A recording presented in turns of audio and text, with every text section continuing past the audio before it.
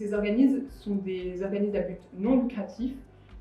qui sont gérés de manière démocratique et qui ont pour objet de développer, de gérer du foncier et des logements à perpétuité. Ces organismes mobilisent des instruments qui leur sont spécifiques et qui leur permettent de conserver ce foncier sur un temps très long. Aujourd'hui, les CLT ou les OFS sont connus comme un des modèles les plus efficaces pour lutter contre la spéculation foncière et développer du logement perpétuellement abordable qui peut être entre 20 et 50% du prix du marché. Aujourd'hui, le modèle CLT ou OFS a été reconnu comme un des modèles les plus efficaces pour lutter contre la spéculation foncière. Il a notamment attiré l'attention de manière croissante des institutions européennes, comme le démontre le vote du récent rapport européen sur la question du logement.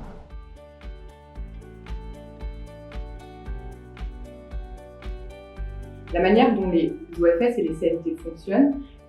c'est qu'ils permettent de retirer un foncier d'un marché spéculatif en le plaçant dans un trust, une entité collective. C'est-à-dire qu'ils mettent en œuvre une gestion collective du foncier.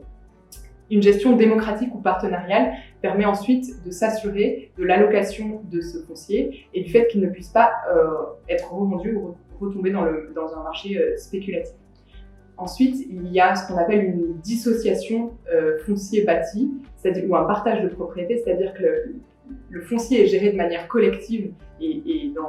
par le CLT ou l'OFS, mais ensuite la propriété bâtie revient aux individus. Afin de gérer cette relation entre le CLT, l'OFS et l'individu, on met en place ce qu'on appelle un bail foncier de long terme et qui définit certaines règles comme la nature des bénéficiaires et également un système de revente ou une formule de revente qui garantit que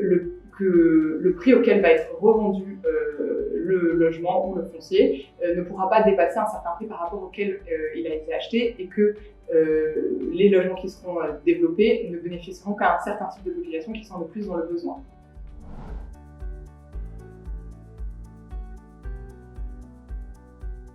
C'est un programme qui est financé par un fonds Interreg Northwestern Europe qui s'applique à 6 pays européens de l'Europe du Nord-Ouest,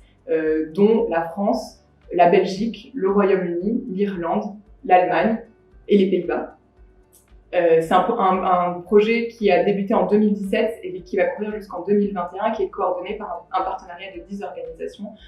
sur l'ensemble de ce territoire-là, avec un budget de plus de 3 millions d'euros. Il est structuré autour de 6 axes principaux, notamment le renforcement de CLT, d'OFS pilote, donc la structuration d'organismes déjà existants, le renforcement de capacités par la mise en place d'événements de pair à pair, d'heures de mentoring pour supporter des initiatives naissances, la mise en place d'un fonds d'amorçage qui a permis le soutien à 33 initiatives naissantes sur le territoire d'Europe du Nord-Ouest, des campagnes de communication, de plaidoyer, et enfin le renforcement de l'environnement financier de ces organismes-là.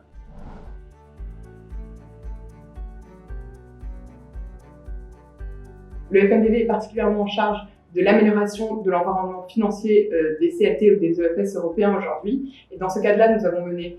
2 grandes actions. Une première phase de diagnostic de plusieurs années qui a contribué à mettre en lumière et à développer une compréhension commune des environnements financiers des CLT et des EFS européens. Avec par exemple le développement d'un mapping ou d'un recensement de toutes les sources de financement qui existaient pour ces différents organismes dans différents pays, la production d'études de cas qui sont rentrées plus dans le détail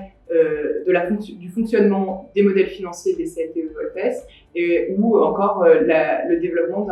d'un guide financier qui a mis en lumière certains instruments de financement particulièrement inspirants qui ont permis à ces organismes de se développer sur les dernières années. S'en est suivi une deuxième phase préopérationnelle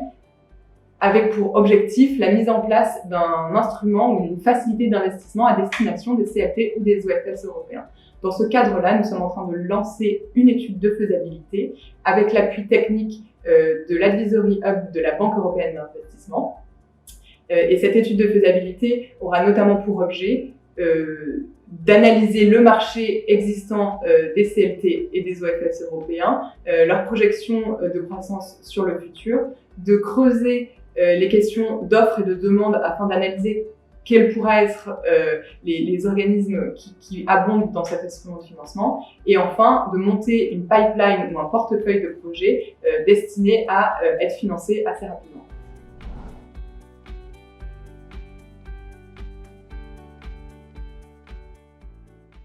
En termes de perspective de développement pour le projet CHIC et le mouvement des CLT et OFS européens, nous sommes donc sur la mise en place de cet instrument de financement, la structuration d'un réseau de CLT et d'OFS européens afin de faire remonter ces projets vers l'instrument de financement, et également une meilleure reconnaissance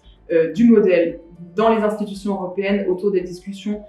par rapport au logement abordable et à la ville inclusive, ce à quoi s'active le FNDV avec une partie de ses membres. L'objectif à long terme, c'est donc le développement en Europe continentale de 500 CLT, aujourd'hui nous en sommes à un peu plus d'une cinquantaine, le développement de 7000 logements pour 21 000 personnes logées.